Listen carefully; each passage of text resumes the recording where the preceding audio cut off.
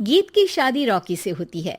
Rocky और lucky दोनों भाई जिनका आपस में बड़ा प्यार होता है।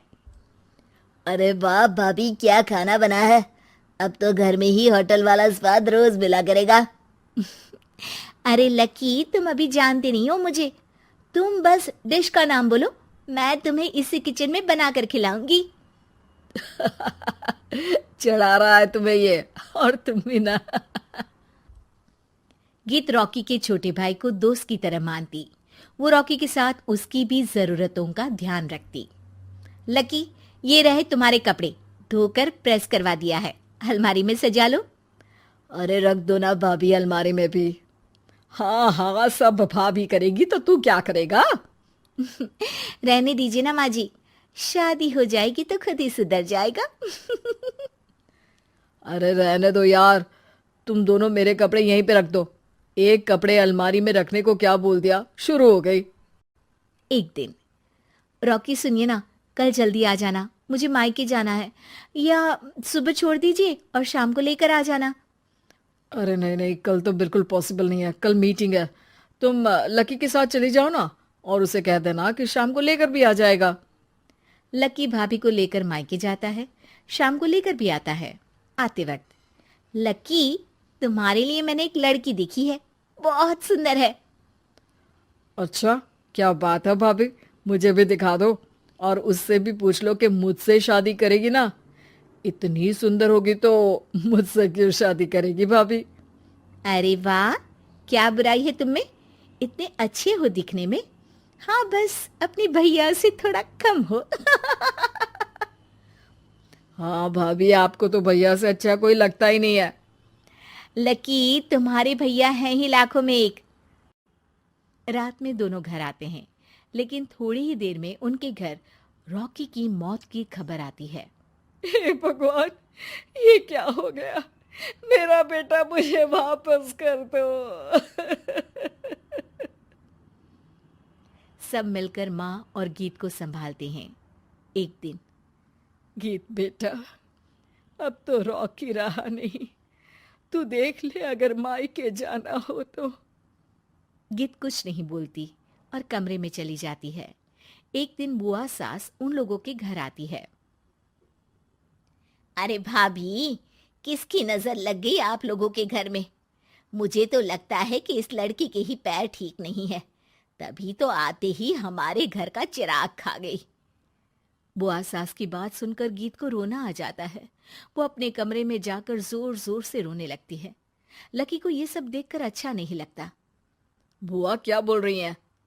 किसी का जीना मरना ऊपर वाले के हाथ होता है, ना कि किसी के पैर पर। अरे देख लो भाभी, छोटा भी हाथ से निकल रहा है। ऐसा ना हो कि ये लड़की सबको आपके खिलाफ कर दे। तभी वहां गीत चाय लेकर आती है। लीजिए बुआ जी, चाय पी लीजिए। बुआ तो घर से चली जाती है, लेकिन सास के मन में गीत को लेकर नेगेटिव विचार भर जाते हैं। अब देख गीता, बहुत हुआ, यहाँ रहकर भी कुछ नहीं होगा। अच्छा होगा कि अपने मम्मी पापा को बोल के तुझे यहाँ से लेकर जाए। और गीत अपने मायके चली जाती है, जहां आस पड़ोस के लोग कहते हैं, अरे रे, बेचारी की शादी के 2 साल ही हुए थे, लेकिन पति नहीं रहा। सास ने भी घर से निकाल दिया। देखो भाई भाभी कब तक साथ रखते हैं। और शादी करा देनी चाहिए इसकी, तो उम्र ही क्या है इसकी। हाँ, लेकिन करेगा कौन? एक तो शादीशुदा, ऊपर से कलंक पति की मौत का। तभी वहां लकी आ जाता है और वो पड़ोसियों की बात सुन लेता है। लकी, तुम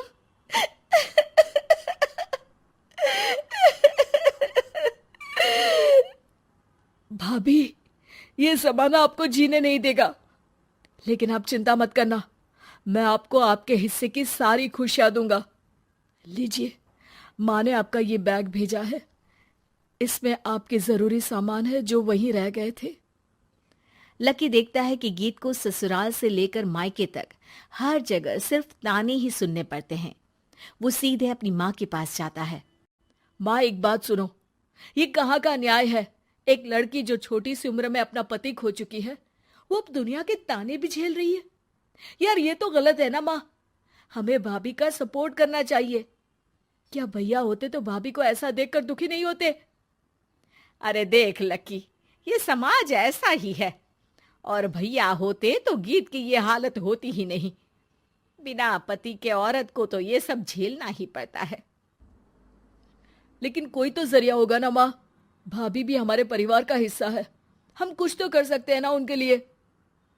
हिस्सा है नहीं, हिस्सा थी। और अब तू ज्यादा ना भाभी भाभी करना बंद कर दे, समझा?